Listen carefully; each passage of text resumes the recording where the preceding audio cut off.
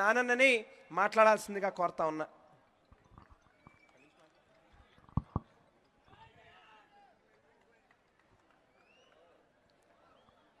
అందరికీ నమస్కారం.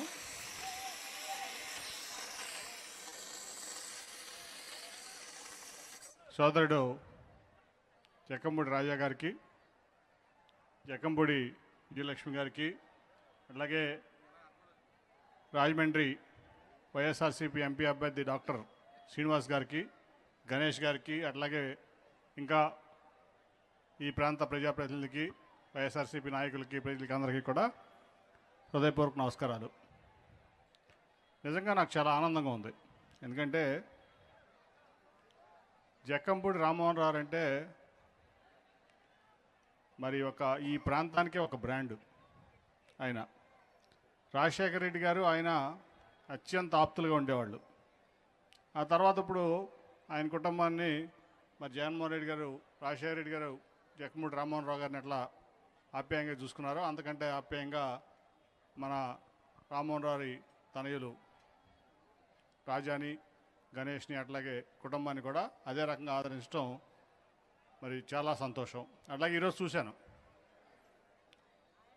ఇక్కడ రాజానగరం నియోజకవర్గంలో నేను జనరల్గా వస్తే డైరెక్ట్గా ఇవన్నీ చూడకుండా చంద్రబాబు నాయుడు గారు అనొచ్చు అభివృద్ధి ఏది అని, ఈనాడు అనొచ్చు అభివృద్ధి ఏది అని, జ్యోతి ఆంధ్రజ్యోతి అనొచ్చు, లేదా TV5 అనొచ్చు.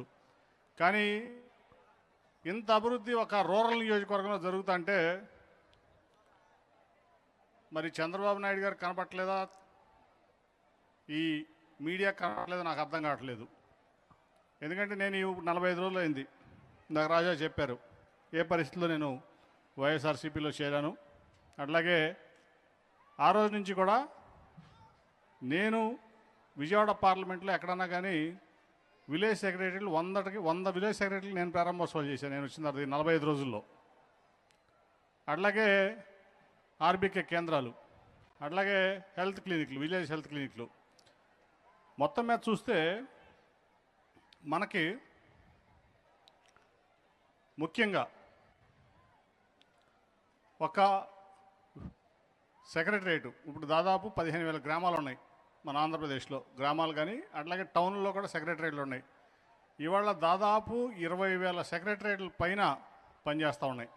అట్లాగే సొంత బిల్డింగుల్లో 11,000 సెక్రటరేట్లు ఉన్నాయి, ఆర్బీకేలు ఉన్నాయి, హెల్త్ క్లినిక్లు ఉన్నాయి. దీని మీద రాష్ట్ర ప్రభుత్వం ఖర్చు పెట్టినటువంటి ఖర్చు ఈ ఏదైతే క్యాపిటల్ ఎక్స్పెండిచర్ ఉందో 30,000 కోట్ల రూపాయలు. అంటే చంద్రబాబు నాయుడు గారు నేను అమరావతి కడతాను, రాజధాని కడతాను, నేను తప్ప ఎవరు కట్టలేరని ఆయన ఒక టెంపరీ సెక్రటరేట్ మాత్రమే కట్టాడు. అక్కడ ఒక టెంపరీ హైకోర్టు కట్టాడు. కానీ జగన్మోహన్ రెడ్డి గారు ప్రతి 2,000 మంది ఉన్నటువంటి ప్రాంతానికల్లా ఒక సెక్రటరేట్ కట్టాడు. ఈ ప్రపంచంలో చాలా దేశాలు చూశాను నేను. అలాగే ఈ దేశంలో చాలా రాష్ట్రాలు చూసా, అన్ని రాష్ట్రాలు చూసా. ఎక్కడైనా రాష్ట్రానికి ఒక సెక్రటరేటే ఉంటుంది. కానీ జగన్మోహన్ రెడ్డి గారు ఇవాళ 2,000 మందికి ఒక సెక్రటరేట్ అంటే 5 కోట్ల జనాభా ఉంటే దగ్గర నాకు తెలిసి 25,000 సెక్రటరేట్లు రావాలి ఈ రాష్ట్రంలో. 20,000 సెక్రటరేట్లు, ప్రజల వద్దకు పాలన. ఈ దేశంలోనే కాదు ప్రపంచంలో కూడా ఎక్కడ ఇటువంటి వినూత్నమైనటువంటి సంస్కరణలకి ప్రజల వద్దకు పాలన తీసుకెళ్ళినటువంటి దాఖలాలు ఎక్కడ కూడా లేవు. అట్లాగే ముఖ్యంగా ఆరోగ్యం. ఇప్పుడు ఇక్కడ అవుట్డోర్ జిమ్ చూసాం, ఇండోర్ స్టేడియం చూసాం. అంటే ఏదైతే క్రీడా ఖేలో ఆంధ్ర ఉందో దాంట్లో భాగంగా మరి అనేక కార్యక్రమాలు కూడా చూసాం. ఇవాళ ఇక్కడ రాజా కానీ గణేష్ కానీ క్రీడలకు అత్యంత ప్రాముఖ్యత ఇస్తున్నారు. ఫిట్నెస్కి అత్యంత ప్రాముఖ్యత ఇస్తున్నారు. ఎందుకంటే మన ఆరోగ్యం బాగుండాలి. ఫిట్నెస్ ఉంటేనే మన ఆరోగ్యం బాగుంటుంది. ఆటలు ఉంటే మన మానసిక ఆరోగ్యంతో పాటు మన వ్యక్తిత్వ వికాసం, మానసిక వికాసం కూడా బాగుంటుంది, ఆహ్లాదకరంగా ఉంటుంది అని ఈ గ్రామీణ ప్రాంతాల్లో ఇంత కడతాం అంటే కూడా నిజంగా అద్భుతం. నిజంగా ఇవాళ మన రాష్ట్రంలో జరిగినటువంటి సంక్షేమం తీసుకుంటే 2.5 లక్షల కోట్లు బటన్ నొక్కి జగన్మోహన్ రెడ్డి గారు ఇస్తే ఇవాళ 30,000 కోట్ల రూపాయలతో సెక్రటరీలు కడితే అది అభివృద్ధి కదా. అట్లాగే ముఖ్యంగా ఏదైనా ఈ సంక్షేమం ఉందంటే ఈ సంక్షేమం అంతా కూడా ఇప్పుడు ఈ రూరల్ ఎకానమీ పెరిగిందంటే 2.5 లక్షల కోట్ల రూపాయలు సంక్షేమం మనకి జగన్మోహన్ రెడ్డి గారు ఇవ్వటం వల్ల ఇవాళ ఆంధ్రప్రదేశ్ బాగుంది. ఎందుకంటే మినిమం ఈ 2.5 లక్షల కోట్ల రూపాయలు 3 సార్లు 4 సార్లు ఈ మార్కెట్లో రొటేషన్ అయితే దాదాపు 10 లక్షల కోట్ల మీద జీఎస్టీ రూపంలోనే 1,00,000 కోట్లు వస్తుంది ఈ రాష్ట్రానికి మినిమం. అంటే 2.5 లక్షల కోట్లు పెట్టి 1,00,000 కోట్లు మళ్ళీ జీఎస్టీ రూపంలో తీసుకుని అభివృద్ధి చేసేటువంటి కార్యక్రమం మరి అది జగన్మోహన్ రెడ్డి గారి సమర్థతకు నిదర్శనం అని నేను ఈ సందర్భంగా తెలియజేసుకుంటున్నా.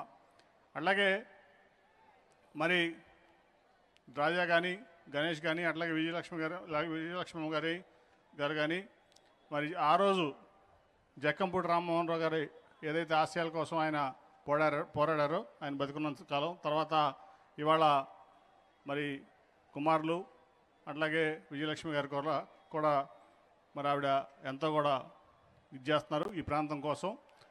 నిజంగా కూడా మన జక్కంపూడి రామ్మోహన్ రావు గారు మన మధ్య లేరని అనుకోవడానికి లేదు. ఇవాళ రాజా రూపంలో గణేష్ రూపంలో ఆయన ఎప్పుడు నిరంతరం బతికే ఉంటారని చెప్పి తెలియజేసుకుంటూ, అట్లాగే ముఖ్యంగా నేను అనేది ఏంటంటే మనందరం కూడా నేను జగన్మోహన్ రెడ్డి గారికి ఓటేయమని నేను మిమ్మల్ని అడగట్లేదు. ఎందుకంటే జగన్మోహన్ రెడ్డి గారిని నిలబెట్టుకోవడం మన బాధ్యత, ఈ రాష్ట్ర ప్రజల బాధ్యత. మనం నిలబెట్టుకోవాలి. ఆయనకి మనం 5 ఏళ్ళు ఆయన పాలన చూసాం. 2014 నుంచి 19 వరకు చంద్రబాబు గారి పాలన చూసాం. ముఖ్యంగా సరే అంతకుముందుతో 9 ఏళ్ళు వదిలేసినా మొన్న 5 ఏళ్ళు, ఈ 5 ఏళ్ళు చూస్తే కంపారిజను మరి ఈ రాష్ట్రంలో ఈరోజు వచ్చినటువంటి సంస్కరణలు, ముఖ్యంగా వాలంటరీ వ్యవస్థ, 50 కుటుంబాలకు మీకు ఒక వ్యక్తిని పెట్టి మీ బాగోగులు చూసినటువంటి వ్యక్తి ఎవరైనా ఉన్నారంటే అది ప్రపంచంలోనే జగన్మోహన్ రెడ్డి గారు. ఇటువంటి వ్యవస్థ ఎక్కడా లేదు ప్రపంచంలో. ముఖ్యంగా కరోనాలో చూసాం మనం. ప్రతి ఇంటికి వెళ్ళి కరోనా పేషెంట్లు కానీ బయట నుంచి ఎవరైనా వస్తున్నారా కరోనా అరికట్టడంలో కానీ వాళ్ళ ప్రాణాలు మనకు అడ్డంగా పెట్టి వాళ్ళు సేవ చేసినటువంటి విధానం మనం చూసాం. అట్లాగే ఇవాళ సెక్రటరియట్లో మన ఇంటి పక్కనే సెక్రటరియట్ ఉంటుంది. మనకి డెత్ సర్టిఫికేట్ కావాలా, బర్త్ సర్టిఫికేట్ కావాలా, లేకపోతే క్యాష్ సర్టిఫికేట్ కావాలా, ఇంకేదన్నా కానీ. అట్లాగే 1వ తారీఖు పొద్దున వచ్చేప్పటికి వాలంటరీ వ్యవస్థలో పెన్షన్లు రావడం కానీ అనేక సేవలు ఈ సెక్రటరియట్ వ్యవస్థ, ఈ వాలంటరీ వ్యవస్థ. అట్లాగే ముఖ్యంగా విలేజ్ హెల్త్ క్లినిక్లో దాదాపు 14 రకాలైనటువంటి క్రిటికల్ టెస్టింగ్ ఎక్విప్మెంట్తో సహా అనేక రకాలైన మందులు ఉండటం కానీ టెస్టింగ్లు ఉండటం కానీ ఇవాళ మన వద్దకే వైద్యాన్ని తీసుకొచ్చినటువంటి వ్యక్తి ఈ దేశంలో ఎక్కడా కూడా లేనటువంటి. చాలామంది ప్రధానమంత్రులను చూసా నేను, చాలామంది ముఖ్యమంత్రులను చూసా, కానీ మన వద్దకే వైద్యాన్ని తీసుకొచ్చినటువంటి ముఖ్యమంత్రి జగన్మోహన్ రెడ్డి గారు. అలాగే నాకు అనిల్ చెప్పినట్లు స్కూల్స్ మన పిల్లలు బాగుండాలి, అంబేద్కర్ కంటే గొప్పవాళ్ళ వాళ్ళు మన పిల్లలని చెప్పి మరి ఆయన నాడు నేడు కార్యక్రమంలో స్కూల్స్ అన్ని అప్గ్రేడ్ చేసి ఇంగ్లీష్ మీడియం తీసుకొస్తే ఇవాళ స్కిల్స్ అప్గ్రేడ్ చేస్తే ఇంగ్లీష్ కమ్యూనికేషన్ స్కిల్స్ అప్గ్రేడ్ చేశారు. అట్లాగే మళ్ళీ వాళ్ళ స్కిల్స్ సీడ్ ఆంధ్ర పెట్టి మరి సీడాప్ పెట్టి మరి దాదాపు 70,000 మందికి దాంట్లో ట్రైనింగ్ ఇస్తే స్కిల్ ట్రైనింగు 58,000 మందికి ఉద్యోగాలు ఇచ్చినట్టు అది ఇవాళ ఈ దేశంలోనే ఒక రికార్డు. నెంబర్ 1 స్థానంలో ప్లేస్మెంట్స్లో మన రాష్ట్రం ఉందంటే అది జగన్మోహన్ రెడ్డి గారి యొక్క గొప్పతనం. అట్లాగే 2.5 లక్షల కోట్లు మనకు సంక్షేమం ఇచ్చారంటే వాళ్ళ పేదవారికి ఇచ్చారంటే నిజంగా ఆయన్ని నిలబెట్టుకోవాల్సిన అవసరం మన మీద ఎంతైనా ఉంది. పేదవాళ్ళ మీద, మధ్యతరగతి వాళ్ళ మీద, దిగువ తరగతి వాళ్ళ మీద. అట్లాగే మొత్తం కులాలకి మతాలకి అతీతంగా 1,70,000 చిల్లర కుటుంబాలు ఈ రాష్ట్రంలో ఉంటే 1,35,000 కుటుంబాలకి ఏదో ఒక రకంగా సంక్షేమ పథకాలు అందించినటువంటి వ్యక్తి, కులాలు మతాలు ప్రాంతాలు చూడకుండా అందించినటువంటి వ్యక్తి ఎవరున్నారంటే అది కేవలం జగన్మోహన్ రెడ్డి గారు. కాబట్టి ఆయన్ని మళ్ళీ ముఖ్యమంత్రిగా చేసుకోవాల్సిన అవసరం, బాధ్యత మనందరి మీద ఉంది. మనం ఈ 2 నెలలు మనం ఏదైతే జగన్మోహన్ రెడ్డి గారు మన కోసం చేశారో అది ప్రజల్లోకి విస్తృతంగా తీసుకెళ్ళి ఆయన యొక్క అవసరాన్ని, ఈ రాష్ట్రానికి ఆయన యొక్క అవసరాన్ని కూడా తెలియపరిచి మరి రాజాకి బ్రహ్మాండమైన మెజార్టీతో రాజాని, ఎందుకంటే నిరంతరం ప్రజాసేవలో 1,100 కోట్లతో అభివృద్ధి చేశారంటే ఇందాక నేను చూసా 4 లైన్ రోడ్డు వచ్చింది. మరి అనేక రకాలుగా కూడా మరి కరెంట్లో కానీ మీకంతా కూడా కరెంట్ ఇబ్బంది అవుతుందని చెప్పి ఇక్కడ మరి ఈ ట్రాన్స్ఫర్మేషన్ ఇదంతా కూడా చేయటం, ట్రాన్స్ఫార్మ్ ఇది సబ్స్టేషన్ లాంటివి. అట్లాగే రివర్స్ డ్రైనేజీ వ్యవస్థను క్రియేట్ చేయడం కానీ, అలాగే విద్యా వ్యవస్థ, వైద్య వ్యవస్థ, రోడ్లు అన్నీ బాగుపడినాయి. అంటే హౌసింగ్లో కూడా దాదాపు 30,000 హౌసింగ్ వచ్చిందా, 20,000 హౌసింగ్ వచ్చిందంటే దాదాపు ఎన్ని కుటుంబాలకి మరి ఎంతమందికి దాదాపు 60,000 మందికి ఇవాళ హౌసింగ్ ఇచ్చినట్టు. ఈ ఒక్కొక్కరికి ఒక్కొక్క దీనికి ముగ్గురు వేసుకున్న ఒక ఇంట్లో 60,000 మందికి ఒక ఇళ్ళు అనేది జగన్మోహన్ రెడ్డి గారి యొక్క ఆశీస్సులతో మరి ఇచ్చినటువంటి గొప్ప వ్యక్తులు మన రాజా గణేష్. కాబట్టి వాళ్ళకి భారీ మెజార్టీతో మనం గెలిపించుకుంటే, ఎందుకంటే సేవ చేసే వ్యక్తులను ఎప్పుడు కూడా మనం నిలబెట్టుకోవాలి. సేవ చేసే వ్యక్తులు నిలబెట్టుకోకుండా కులాలను, మతాలను, ప్రాంతాలను చూస్తే ఇబ్బంది పడేది రేపు మనమే. కాబట్టి నాకైతే ఎటువంటి డౌట్ లేదు, చంద్రబాబు నాయుడుకి ఇది లాస్ట్ ఎలక్షను, దాంట్లో ఎటువంటి డౌట్ లేదు. నేను క్లియర్గా చెప్తున్నా, లాస్ట్ ఎలక్షను. అందుకే ఆయన ఇల్లు కూడా లేదు ఇక్కడ విజయవాడలో కానీ, గుంటూరులో కానీ, ఈ ప్రాంతంలో కానీ ఇల్లు లేదు ఆయనకి. ఆఫీస్కు కానీ రేపు ఎలక్షన్ అవ్వగానే రిజల్ట్ రాగానే ఖచ్చితంగా ఆయన సొంత రాష్ట్రం, ఏ రాష్ట్రం, తెలంగాణ వెళ్ళిపోతాడు. ఖచ్చితంగా వెళ్ళిపోతాడు. ఇది లాస్ట్ ఎలక్షన్ తెలుగుదేశం పార్టీకి.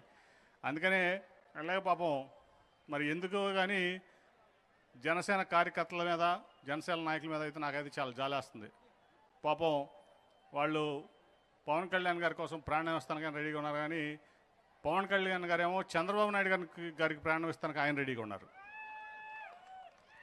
24 సీట్లు ఇచ్చి ముఖ్యమంత్రిని చంద్రబాబు నాయుడు చేయాలని తపన ఆయనకి. అది ఎట్లాగా అవ్వదు, అది వేరే సంగతి. కానీ ఆయన డైరెక్ట్గా పోటీ చేసినా అది వేరే రకంగా ఉండేది. ఏదైనా అవనండి, ఎవరైనా ఎంతమంది జతకట్టి మరి ఎన్ని పార్టీలు కలిసి జగన్మోహన్ రెడ్డి గారికి మీదకి వచ్చినా ఖచ్చితంగా 2024లో జగన్మోహన్ రెడ్డి గారు భారీ మెజార్టీతో గవర్నమెంట్ ఫామ్ చేస్తున్నారు. టీడీపీకి ఇది లాస్ట్ ఎలక్షను, దాంట్లో ఎటువంటి సందేహం లేదు.